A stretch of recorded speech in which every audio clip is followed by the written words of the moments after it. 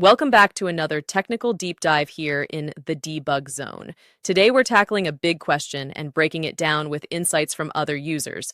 Hopefully this clears up some misconceptions and helps you get the answer you need.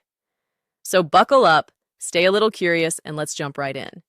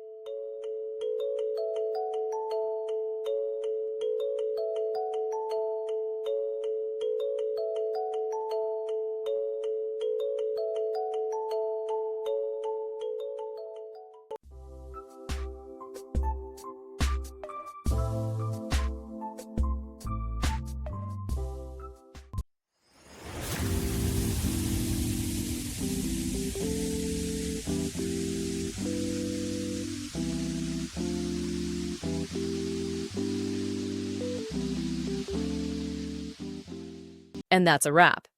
I hope you found the answer you were looking for. If you did, take a second to hit that subscribe button. It really helps out. And let me know in the comments which solution worked best for you. See you next time in the debug zone.